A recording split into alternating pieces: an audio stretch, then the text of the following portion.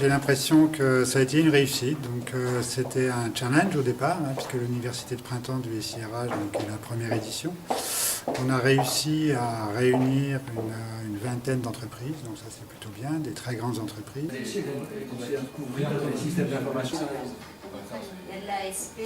François Gueuse, bonjour. Bonjour. Vous animiez un atelier ce matin dans cette université de printemps du CERP SIRH. Quels ont été les moments forts de cet atelier? Alors, dans le cadre de cet atelier, en fait, nous avons essayé de dresser un état de l'art sur la fonction SIRH dans un premier temps, afin que l'on puisse avoir tous une bonne vision de ce qui était en train de se passer dans le monde des SIRH. Ce qui est en train de se passer d'un point de vue technologique, mais aussi du point de vue des usages, de l'imbrication du SIRH dans la gouvernance même de la direction des ressources humaines et plus loin dans la direction de l'entreprise. Et au-delà de cette logique de l'état de l'art, d'une certaine façon, nous avons essayé d'aborder les principales questions qu'un responsable SIRH devait se poser et sur les points sur lesquels il devait être attentif pour mesurer les risques et anticiper tous les changements auxquels il allait être confronté. Quelles sont par exemple ces questions? Alors, quelques exemples de questions. Tout d'abord, toute la problématique liée aux données. Et en fait, quelle valeur l'on met derrière ces données et toute la structuration données, informations, savoir. Quels ont été les moments forts pour vous de cette université? Les ateliers qu'on a pu mener avec des experts et avec nos différents participants ont été des moments d'échange vraiment très intenses.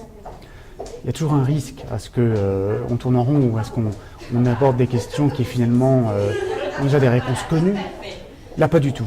Il y avait une densité, une recherche d'idées nouvelles, on va dire une prolongation des idées du point de vue de l'innovation et toujours en restant dans les principes en même temps de réalité, d'efficacité, qui ont fait que la qualité des échanges et des conclusions vraiment m'ont impressionné. Autre moment fort, c'est la conférence que nous a gentiment menée Laurent Chouin, le DRH de Mazars. Le deuxième point que je voudrais aborder avec vous, c'est les 4 paramètres qui, alors non pas à 2030, mais à un peu plus court terme, sont en train d'impacter la fonction des ressources humaines et qui, selon moi, sont une vraie révolution. Qui nous a bousculés dans nos certitudes, qui nous a ouvert des perspectives en termes d'enjeux RH à venir dans les 10 ans qui viennent. Bien sûr, enjeux RH avec des conséquences sur les SI, sur la façon de piloter les données, piloter les ressources.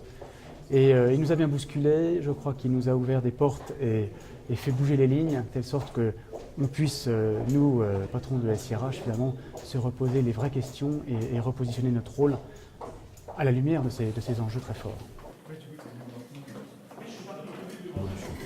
Parmi toutes les tendances que l'on a vues durant cette université de printemps, quelles sont celles qui ont le plus retenu votre attention? Je pense que l'échange autour de l'évolution de la fonction SIRH a été un grand moment pour tous, au travers d'un groupe de travail donc, ce matin, et d'une discussion extrêmement intéressante et riche hier avec Laurent Chouin, qui nous a éclairé sur la perception de la fonction SIRH par les DRH, ce qui nécessite peut-être de notre part un travail important d'illustration, de mise en perspective et du rôle de la fonction SIRH pour le RH, pour le DRH d'une organisation. Parmi toutes les tendances évoquées durant cette université, si vous ne deviez en retenir qu'une, quelle serait-elle? Ça, c'est difficile. Je dirais les réseaux sociaux d'entreprise, parce que c'est une tendance parmi d'autres, mais c'est une tendance sur laquelle on se pose beaucoup de questions aujourd'hui, parce qu'on n'arrive pas à avoir le recul nécessaire pour savoir si ça vaut vraiment le coup d'y aller, si on doit vraiment attacher ça à la RH, à la communication, au business. Donc voilà, pour moi, c'est une vraie question. Est-ce qu'on doit y aller ou est-ce qu'on ne doit pas y aller? Alors, les objectifs sont effectivement de rédiger ou de contribuer à la rédaction de cet ouvrage donc sur les 5 questions du SIRH.